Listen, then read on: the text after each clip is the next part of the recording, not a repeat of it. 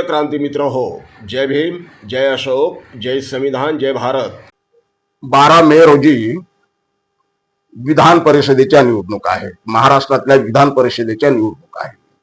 त्या विधान परिषदेच्या निवडणुकांसाठी भारतीय जनता पक्ष, दोन्ही शिवसेना, दोन्ही राष्ट्रवादी आणि इतर छोटे मोठे पक्ष कामाला लागलेले आहेत.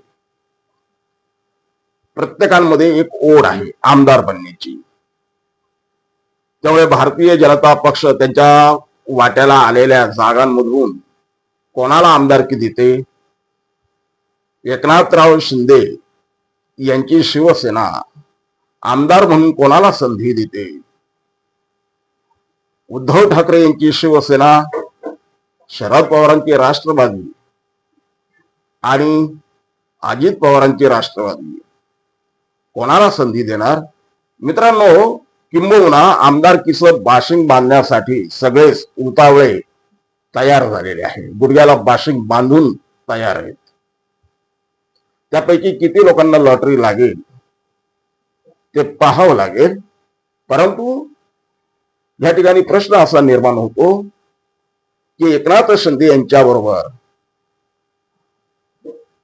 बाबासाहेबांचे नातू आणि रिपब्लिकन सेना प्रमुख, संविधान रक्षक सरसेनानी आनंदराज आंबेडकर यांनी युती केलेली आहे. राजकीय युती आहे. त्या युतीला महानगरपालिकाच्या निवडणुका असतील, जिल्हा परिषदेच्या निवडणुका असतील, स्थानिक स्वराज्य संस्थांच्या निवडणुका असतील, या सर्व निवडणुकांमध्ये घवघवीत यश मिळाले. एकनाथ शिंदे यांच्या शिवसेनेला जे काही यश मिळालं त्यामध्ये रिपब्लिकन सेनेचा सुद्धा एक फार मोठा वाटा आहे. परंतु एकनाथ शिंदे यांच्या यशामध्ये, एकनाथ शिंदे यांच्या शिवसेनेच्या यशामध्ये आनंदराज आंबेडकर साहेबांच्या रिपब्लिकन सेनेचा कितीही मोठा वाटा असला तरी रिपब्लिकन सेनेच्या वाट्याला मात्र काही आलं नाही. जिल्हा परिषद निवडणुका असतील, स्थानिक स्वराज्य संस्थांच्या निवडणुका असतील किंवा महानगरपालिकांच्या निवडणुका असतील, तिथं रिपब्लिकन सेनेच्या हाती फार काही लागलं नाही. किंबहुना रिपब्लिकन सेनेला निवडणूक लढवण्यासाठी देखील काही जागा सोडण्यात आल्या नाही. ज्या जागा सोडण्यात आल्या मुंबई ठाणे परिसरामध्ये 7 जागा, तिथं सुद्धा एकनाथ शिंदे यांच्या शिवसेनेच्या निवडणूक चिन्हावरती त्या उमेदवारांना निवडणूक लढवावी लागली.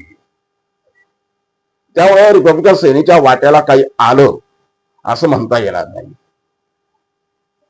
आणि त्यामुळे आंबेडकरी जनतेची, महाराष्ट्रातल्या बहुजन समाजाची एक निश्चित अपेक्षा आहे की जे 12 तारखेला, जे 12 मेला विधान परिषदेच्या निवडणुका आहेत, त्या निवडणुकांमध्ये रिपब्लिकन सेनेला शिवसेना शिंदे गटाच्या माध्यमातून एखादी विधान परिषद सोडण्यात येणार आहे का? रिपब्लिकन सेनेला विधान परिषदेवरती घेणार आहेत का?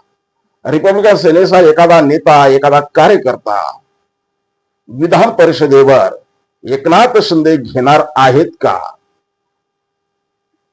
ही सगळ्यांनाच एक उत्सुकता लागून आहे आणि अपेक्षा सुद्धा आहे. एकनाथ शिंदे हे नेहमी म्हणतात, मी दिलेला शब्द पाळतो. महाराष्ट्राच्या राजकारणामध्ये त्यांच्याबद्दल ती चर्चा राहते की एकनाथ शिंदे दिलेला शब्द पाळतात. अर्थात रिपब्लिकन सेनेच्या बद्दल ते हा शब्द पाळतील म्हणूनच आंबेडकरी जनतेला ती अपेक्षा आहे. एकनाथ शिंदे यांनी रिपब्लिकन सेनेला विधान परिषदेवर एखादी जागा जर दिली तर त्याचे सकारात्मक पडसाद महाराष्ट्राच्या राजकारणामध्ये उमटल्याशिवाय राहणार नाही. वास्तविक पाहता राज्यसभा निवडणुकांमध्ये सरसेनानी आनंदराज आंबेडकरांना उमेदवारी मिळेल आणि आनंदराज आंबेडकर हे राज्यसभेत खासदार म्हणून जातील अशी एक चर्चा ऐकायला येत होती. जर तसं घडलं असतं तर आज महाराष्ट्राच्या राजकारणामध्ये एकनाथ शिंदे जे स्ट्रॉंग आहेत ते कैक पटीनं अधिक स्ट्रॉंग बनले असते, अधिक ताकदवर नेते बनले असते. हरकत नाही. विधान परिषदेच्या निवडणूक आहे, त्या निवडणुकांमध्ये रिपब्लिकन सेनेच्या एखाद्या नेत्याला, कार्यकर्त्याला विधिमंडळात जाण्याची संधी एकनाथ शिंदे यांनी निश्चितपणे द्यावी असं आंबेडकरी जनतेचं मत आहे. आनंदराज आंबेडकरांच्या समर्थकांचे मत आहे. एकनाथ शिंदे यांनी जनतेच्या अपेक्षांना सुरुंग लावू नये, जनतेच्या अपेक्षा पूर्ण कराव्यात अशी सर्व स्तरातून मागणी होत आहे. बघूया एकनाथ शिंदे रिपब्लिकन सेनेला विधान परिषदेमध्ये स्थान देतात की नाही, येणारा काळ आपल्याला सांगेल. तोपर्यंत जय हिंद. प्रिय क्रांती मित्र हो, भीम पॅंथर या आपल्या हक्काच्या यूट्यूब चॅनलला कृपया सबस्क्राईब करून आम्हाला विषमतावादी शक्तींच्या विरोधात लढण्यासाठी बळ द्या, शक्ती द्या, ऊर्जा द्या. कमेंट करा, लाईक करा, शेअर करा.